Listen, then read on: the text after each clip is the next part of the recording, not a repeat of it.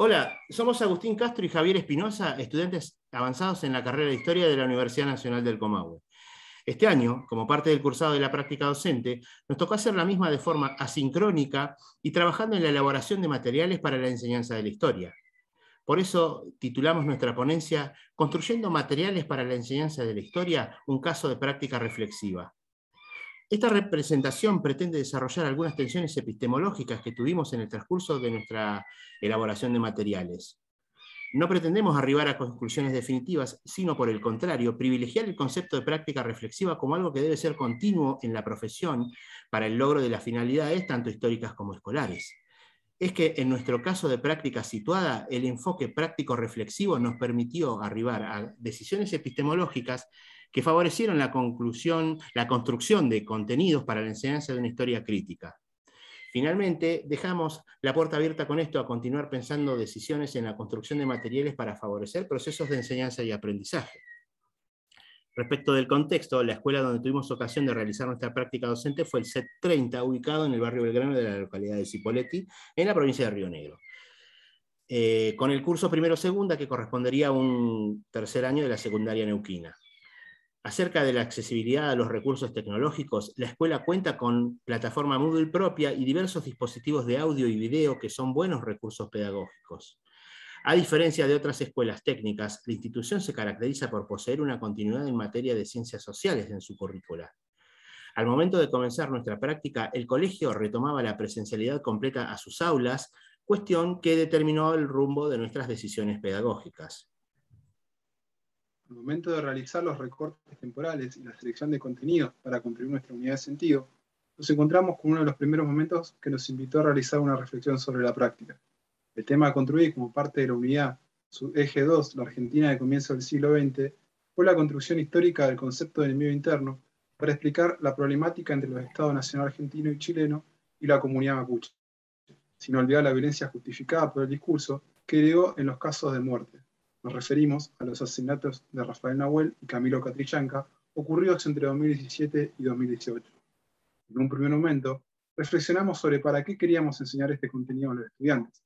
La decisión corrió por un planteo ético-político de desmitificar desde la historia ciertos calificativos que se usan sin discusión y que no aportan a solucionar esta problemática actual, ni mucho menos a vivir en democracia. Nuestra finalidad la planteamos como una propuesta de poner en tensión dichos conceptos con evidencias que ayudan a comprender y argumentar el porqué de ese uso, o mejor dicho, mal uso.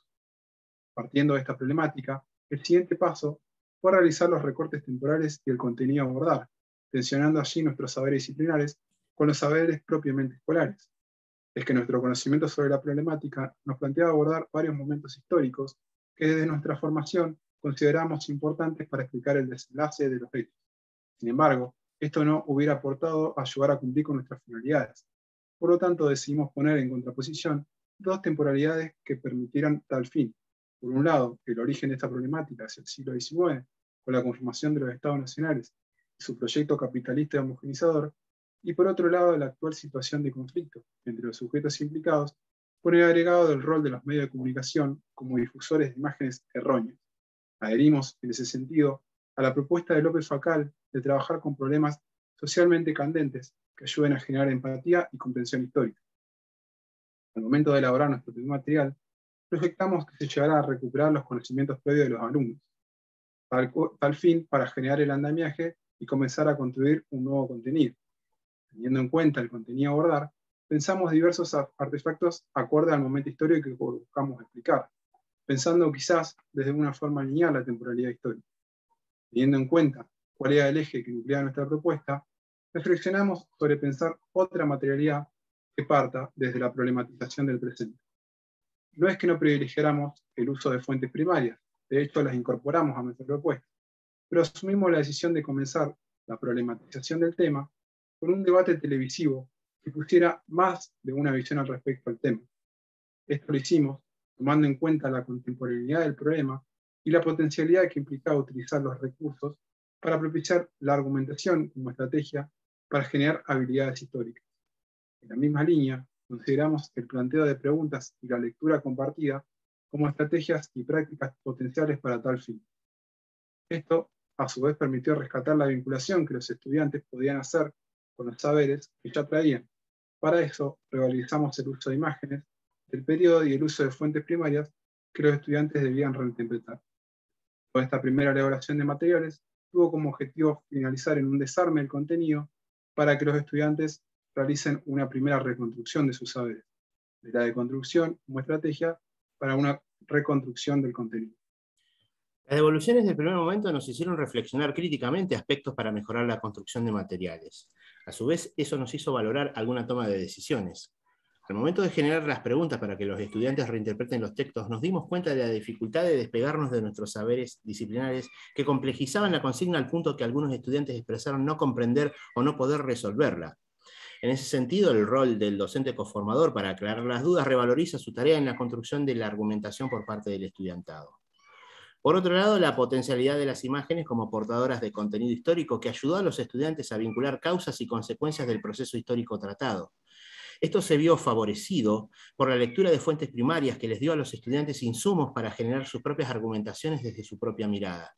Pensando en continuar nuestra materialidad, apuntamos a una mayor atención del tiempo escolar, así como de la necesidad de tener en cuenta a quienes estábamos enseñando. Todo esto sin perder de vista nuestra finalidad. Llegado el momento de elaborar el material 2, definimos comenzar a tratar concretamente la noción o concepto de terrorismo, un concepto abstracto aplicado a una problemática concreta, empleando una combinación integrada por una explicación teórica del mismo, junto a testimonios de mapuches que fundamentaban su postura respecto del asunto en cuestión, con un debate en el que se invitó al alumnado a intercambiar opiniones al respecto, pensada esta instancia como una circunstancia de construcción colectiva de intercambio y conocimiento.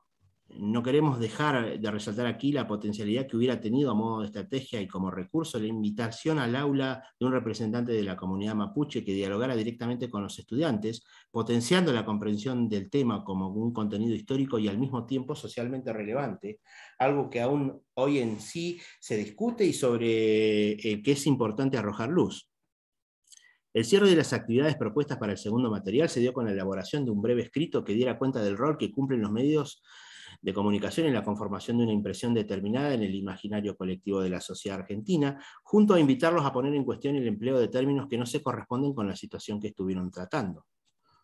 Para el momento siguiente, las principales ideas surgidas en el debate previo sirvieron como un insumo que fue el punto de partida para la actividad próxima, que consistió en contrastar la postura de un diario propio de un partido de izquierda con la emisión de un canal oficial de alcance masivo. La idea de esa instancia fue que pudieran sacar algunas conclusiones respecto al alcance de cada uno de los medios contrastados, analizando los recursos materiales y discursivos empleados, sus intencionalidades, el rigor científico-sociológico de sus afirmaciones y obviamente las intencionalidades que cada uno de estos medios persigue al utilizar ciertas connotaciones. En el caso del contraste de las fuentes, la reflexión nos permitió ver cómo, presentando más de una mirada del tema a los estudiantes, podíamos brindarles la posibilidad de desarrollar capacidades para interpretar las fuentes a modo que fueran construyendo una narración que les permitiera argumentar. Incorporamos nuevamente para esa instancia el uso de imágenes, entendiendo la potencialidad de las mismas, pero en este caso por el impacto que tenía ver ciertas expresiones en las placas de televisión. La expresividad de determinados títulos que empleaban los medios tensionaba las mismas con el bagaje histórico que los estudiantes fueron construyendo y que las cuestionaba.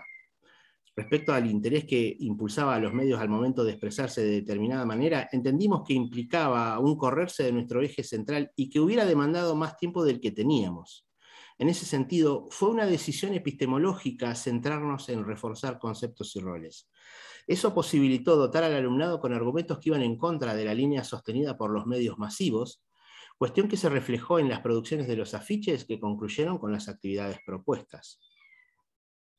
Para finalizar, queremos ir expresando algunas conclusiones parciales que se ven en lo que fue nuestra ponencia. Como parciales, pretenden reflejar lo que nosotros, consiguiendo con él, creemos es el corazón de la práctica reflexiva, el proceso de comprender el propio ejercicio que requiere volver sobre la propia experiencia, y en ese sentido, la práctica reflexiva debe ayudar a mejorar los razonamientos y no establecer reglas estrictas.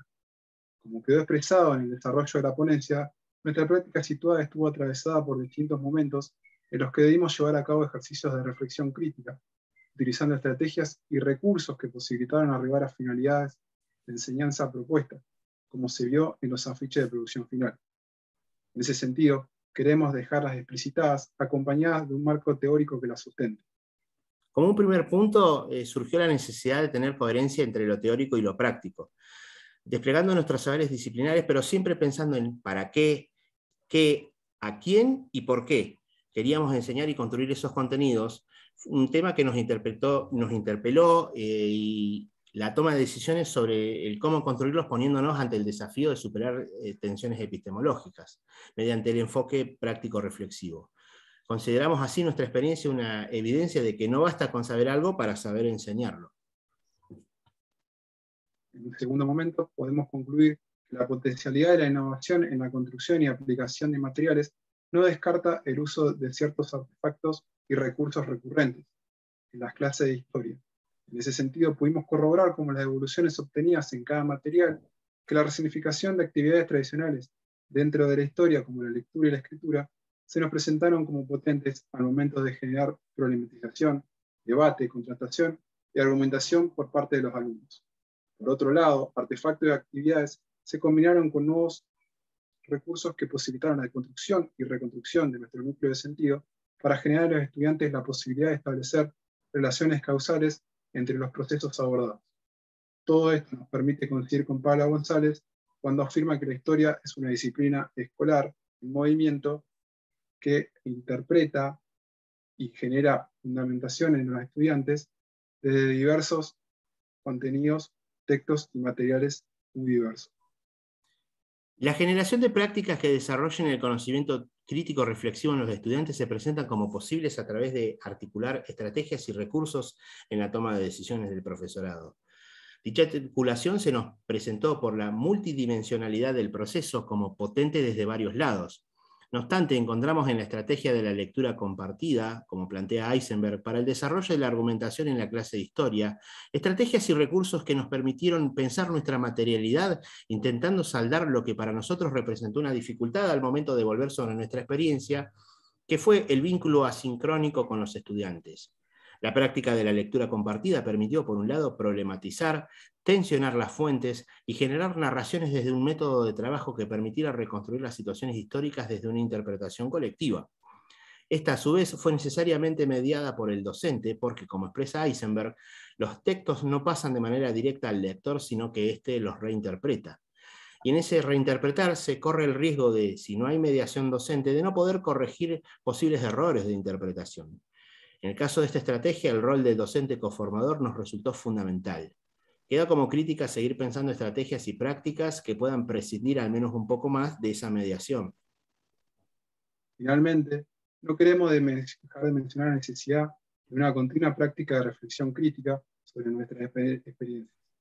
Consideramos, en base a nuestro proceso, que es desde esta propuesta que se debe pensar y repensar la elaboración de materiales para la enseñanza de la historia que contribuyen a desarrollar lo que Muñoz Reyes denomina una relación pasado-presente comprensiva.